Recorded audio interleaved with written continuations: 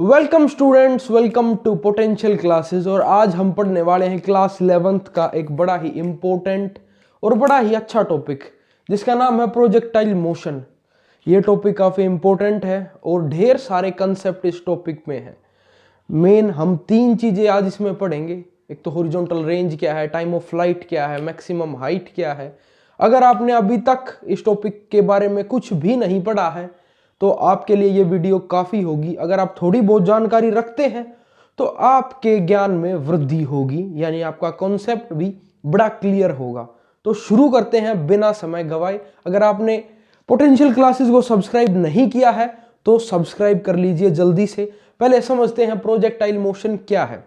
बच्चों, projectile motion जब भी हम किसी भी ऑब्जेक्ट को एक इनिशियल वेलोसिटी से फेंकते हैं एक पर्टिकुलर एंगल पर, तो वो बॉडी पैराबोलिक पाथ कवर करती है।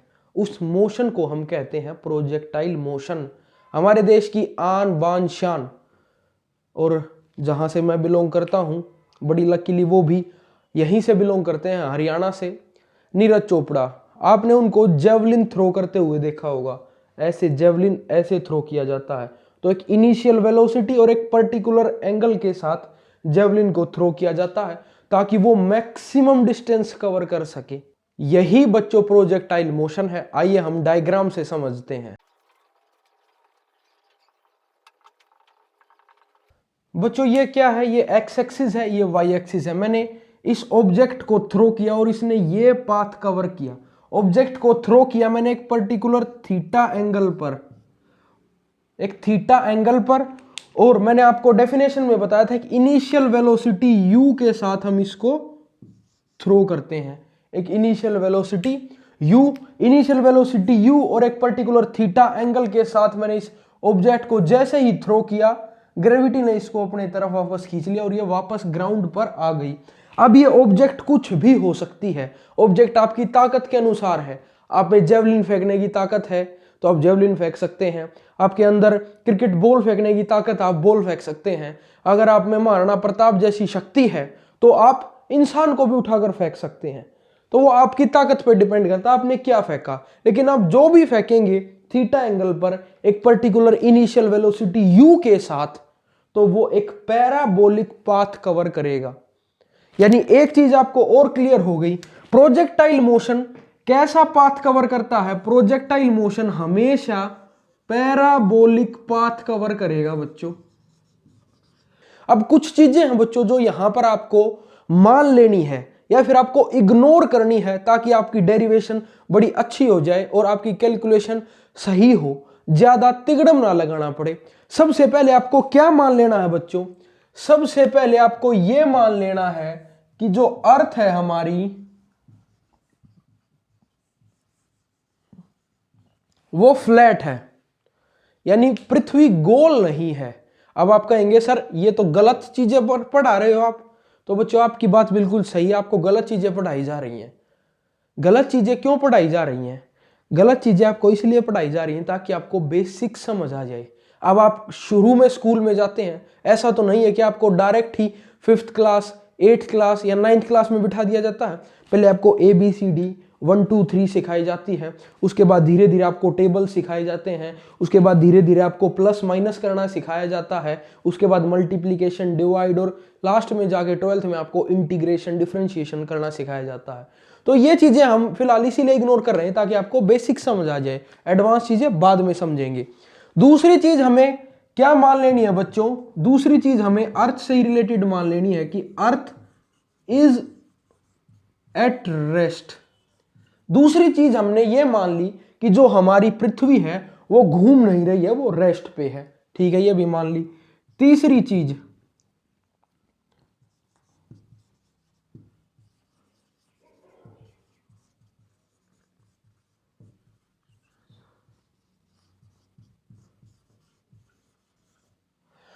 बच्चों तीसरी चीज हमने ये मान लेनी कि एयर रेजिस्टेंस नहीं है।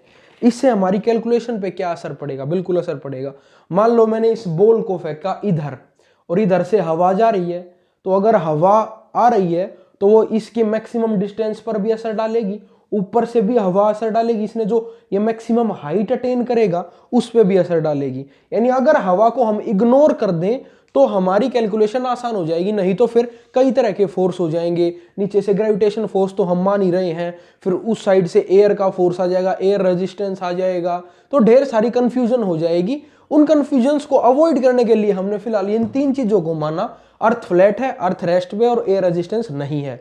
अब शुरू करते हैं हम हमारी डेरिवेशन। इसको इरेज कर देते हैं बच्चों, ये आपका इरेज हो गया। अब बच्चों हम यहां पर 3 चीजों के बारे में बात करेंगे। क्या है सर 3 चीजें, और उन 3 चीजों को हम डिराइव भी करेंगे। सबसे पहले तो बच्चों आपने नाम सुना होगा, एक वो नाम है बच्चों time of flight. Time of flight क्या है? ये जो आपकी ऑब्जेक्ट है, बॉल है, जेवलिन है, इंसान है, जो भी है, ये मैक्सिमम टाइम तक कितना हवा में रहेगा, वो क्या है? वो आपका टाइम ऑफ फ्लाइट है। तो सबसे पहले हम टाइम ऑफ फ्लाइट को ही कैलकुलेट करेंगे। उससे पहले हमें क्या करना होगा, हमें ये जो इनिशियल वेलोसिटी है इसके हमें कंपोनेंट्स तोड़ने होंगे। ये तो बेसिक सी बात है, कोई भी वेक्टर है तो ऑब्वियस सी बात है उसके 2 कंपोनेंट होंगे, थीटा एंगल की तरफ कोस कंपोनेंट, थीटा एंगल नहीं है दूसरी तरफ तो साइन कंपोनेंट। अगर आपको ये चीज नहीं समझ आ रही है तो इसका मतलब आपके वेक्टर्स क्लियर नहीं है। तो आप यहां पर एक ट्रिक सीख लीजिए जो हर टीचर सिखाता है, अगर आपके वेक्टर क्लियर नहीं है तो भी। तो वो ट्रिक क्या है बच्चों, ये वेक्टर रिजल्टेंट वेक्टर ये है, तो जिस तरफ एंगल थीटा है बगैर सोचे समझे उस तरफ कोस का कंपोनेंट रख दीजिए, और जिस तरफ थीटा एंगल नहीं, देखो थीटा एंगल इस तरफ है और इस तरफ क्या है, इस तरफ थीटा एंगल नहीं है, तो इस तरफ साइन का कंपोनेंट रख दीजिए, you sine theta, you cos theta, ये इसके 2 कंपोनेंट हो गए। अब बच्चों ये एक्स एक्सिस पर है तो ये वाली लाइन क्या होगी, ये वाली लाइन होगी यू एक्स, और ये वाई एक्सिस पर है तो ये वाली लाइन क्या होगी बच्चों, यू वाई। ये बात आपको समझ आई? तो बच्चों सबसे पहले तो हम यहां लिखेंगे, तो देखो ये यू एक्स, ये जो आपका यू एक्स है ये किसके इक्वल है, यू कोस थीटा के इक्वल। चलो ठीक है। यू वाई किसके इक्वल है, यू वाई वो है यू साइन थीटा के इक्वल। बिल्कुल ठीक है। जब ऑब्जेक्ट ऊपर बढ़ रही है तो इस पर कौन सा और फोर्स लग रहा है, इसको क्या नीचे खींच रहा है, क्या खींच रहा है नीचे, हर चीज को नीचे क्या खींचता है, नहीं रिश्तेदार नहीं, यहां पर क्या नीचे खींच रहा है, इसको बच्चों ग्रेविटी नीचे खींच रही है। तो हम यहां क्या लेंगे, जो एक्सेलरेशन होगी ऑन वाई एक्सिस वो क्या होगी, प्लस माइनस जी। ये बात भी समझ आई कि सर जब एक्सेलरेशन वाई एक्सिस के अलोंग होगी तो इसको क्या नीचे खींच रही है, क्या नीचे खींच रही है, जी, ग्रेविटी नीचे खींच रही है। अब मुझे एक चीज बताओ, जब ये ऑब्जेक्ट एक्स एक्सिस के अलोंग जा रहा है तो क्या ऐसी कोई चीज है जो इसको पीछे खींच रही है, या एयर रेजिस्टेंस था, एक एयर रेजिस्टेंस इकलौती चीज थी जो इसको पीछे खींचती या इसको इधर धकेलती, वो तो हमने 0 मान लिया। इसका मतलब क्या हुआ कि एक्सेलरेशन जो एक्स एक्सिस के अलोंग होनी थी वो 0 हो गई, वो क्या हो गई बच्चों, 0 हो गई। बिल्कुल ठीक। अब एक्सेलरेशन 0 कब होती है, 9th क्लास का बेसिक टॉपिक है। एक्सेलरेशन 0 जब होती है बच्चों, जब इनिशियल स्पीड और फाइनल स्पीड एक जैसी हो, जब v u के इक्वल हो, v u के इक्वल हो। तो यहां पर भी वही कहानी है बच्चों, v x is equal to u x, और बच्चों यू एक्स किसके इक्वल है, यू एक्स है सर यू कोस थीटा के इक्वल। ये बात समझ आई? एक्सेलरेशन 0 है क्योंकि एक्स एक्सिस के अलोंग कोई फोर्स नहीं है, तो हमने यहां पर वाई एक्सिस के अलोंग जो फाइनल स्पीड है वो 0 मान ली क्योंकि हमारे पास उसका कोई भी जिक्र नहीं है। तो बच्चों अब हमारे पास सारी वैल्यूज हैं, हर चीज हमारे पास मौजूद है। अब हम डेरिवेशन को शुरू करेंगे। अब हम क्या निकालेंगे बच्चों, अब हम यहां पर कैलकुलेट करने जा रहे हैं। अब बच्चों टाइम ऑफ फ्लाइट की डेरिवेशन शुरू करने से पहले मुझे एक चीज बताओ, ये ऑब्जेक्ट यहां पहुंची, यहां तक, ये मान लो इसकी मैक्सिमम हाइट है, इसके बाद ग्रेविटी ने इस पर असर दिखाना शुरू किया, ग्रेविटी ने इस पर असर दिखाना शुरू किया, तो ये यहां तक तो बढ़ रही थी, बढ़ रहे को हम बोलेंगे एसेंट, यानी कोई चीज ऊपर उठ रही है, और यहां के बाद उसने क्या करना शुरू किया, डिसेंट। तो यहां से लेके ये टी ए यानी टाइम ऑफ एसेंट, ये वाला यहां से लेके यहां तक, और यहां से लेके t d time of decent.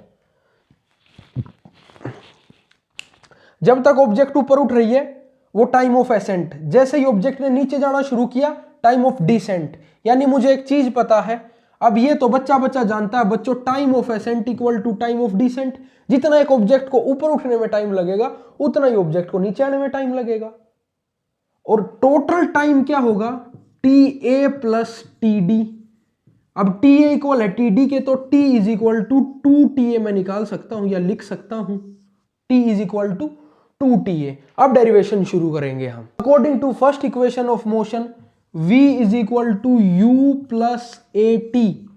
बच्चों अब बात करेंगे एक्सिस के अलोंग, कौन से एक्सिस की वैल्यू ले, यहां हम y एक्सिस की वैल्यू लेंगे, क्योंकि देखो ये टी ए टी डी की वैल्यू y एक्सिस पर डिपेंड कर रही है। तो v y is equal to u y plus a y और इंटू टी। वी वाई क्या है, v y 0 is equal to u y क्या है, यू वाई है u sine theta plus a y क्या है, ए वाई माइनस जी, क्योंकि हम अगेंस्ट द ग्रेविटी जा रहे हैं। ये माइनस जी का सिंबल यहां पर इसीलिए लगाया जाता है ताकि हम डायरेक्शन दिखा सकें, जी इंटू टी। अब हमें इस टाइम की वैल्यू निकालनी है, ये time t is equal to u sine theta upon जी।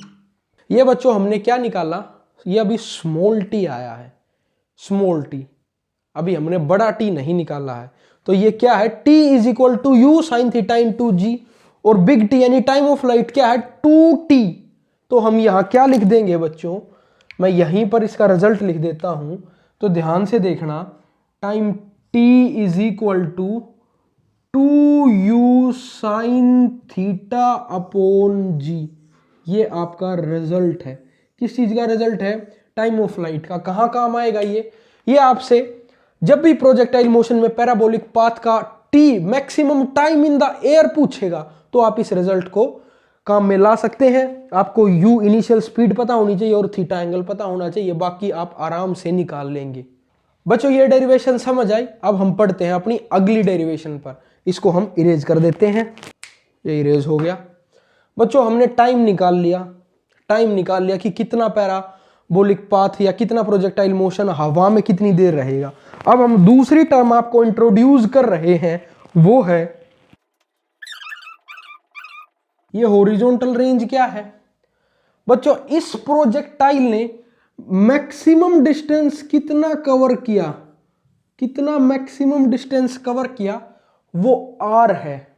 अब देखो यहीं से आपके दिमाग में एक बात चमक जानी चाहिए, वो क्या, कि जब भी हम इक्वेशन ऑफ मोशन सोचेंगे तो x एक्सिस के कंपोनेंट्स रखेंगे। क्यों, क्योंकि हम x एक्सिस के अलोंग इसकी वैल्यूज निकाल रहे हैं। इक्वेशन ऑफ मोशन जो भी होगी वो x के कंपोनेंट की होगी, यानी ये वैल्यूज रखी जाएंगी। Second equation s is equal to u t plus half a t square. s यहां पर क्या है, x निकाल रहे हैं हम, s डिस्टेंस यानी x एक्सिस पर निकाल रहे हैं, तो हम यहां डिस्टेंस क्या लेंगे, x इज इक्वल टू, अब कंपोनेंट मैंने आपको बताया है सारे हम x के लेंगे, so u x into t plus half a x into t square. ये बात आपको समझ आई। x is equal to u x की वैल्यू क्या है बच्चों, यू एक्स की वैल्यू है u cos theta into t plus half. अब देखो ax की वैल्यू 0 है, तो ये सारी वैल्यू 0 हो गई, क्योंकि ax 0 इंटू टी 0 इंटू 1/2 0, तो मैं इसको लिख ही नहीं रहा हूं। तो इसको हमने ऐसे इग्नोर मार दिया जैसे हम बेकार लोगों को इग्नोर कर देते हैं। अब यहां पर हमारे पास t की वैल्यू है, t की वैल्यू सर ये रही, x is equal to u cos theta into 2u sine theta upon g। x is equal to u square sine theta dot cos theta upon g। अब बच्चों ये 9th class का formula है trigonometry का। 2 sine theta cos theta को हम लिख सकते हैं साइन 2 थीटा। तो मैं यहां साइन 2 थीटा लिखता हूं, इधर मैं कर रहा हूं आपको विजिबल हो जाए। तो बच्चों x is equal to u square sine 2 theta by g, यही आपका r का फॉर्मूला है। ये x क्या है, r, हम यही कैलकुलेट कर रहे थे r। तो यहां मैं लिख देता हूं r is equal to u square sine 2 theta by g. ये आपका हॉरिजॉन्टल रेंज का फॉर्मूला है। यानी अगर आपको इनिशियल स्पीड दी है, थीटा एंगल दिया है, तो आप आसानी से बता सकते हैं कि एक प्रोजेक्टाइल मोशन ने मैक्सिमम पाथ, मैक्सिमम डिस्टेंस कितना कवर किया। इरेज हो गया बच्चों।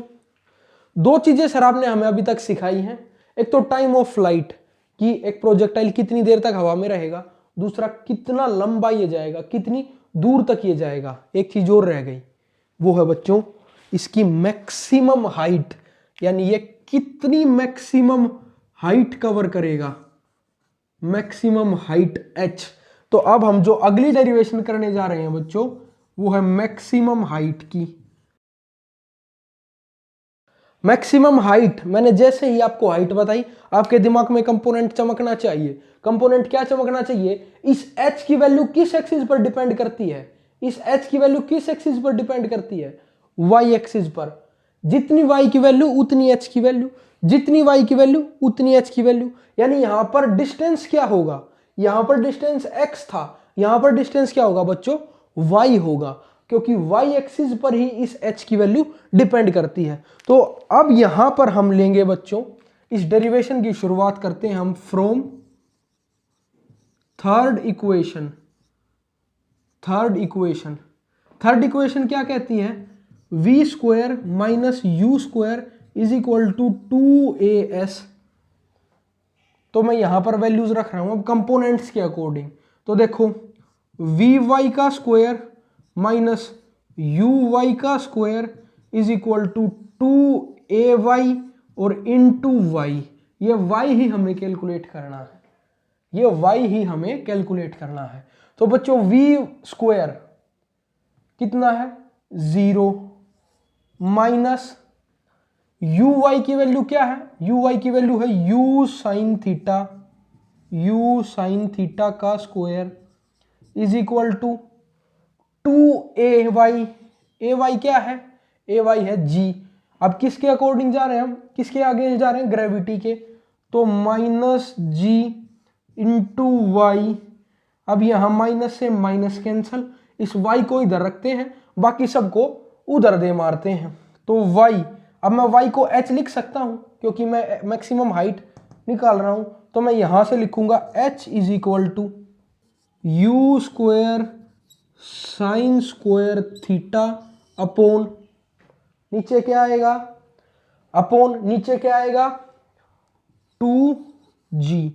तो बच्चों यही आपकी मैक्सिमम हाइट की डेरिवेशन है। यानी अगर आपको इनिशियल स्पीड u दिया और थीटा दे दिया तो आप आसानी से 2g में वैल्यू पुट करके और आप h की वैल्यू निकाल सकते हैं।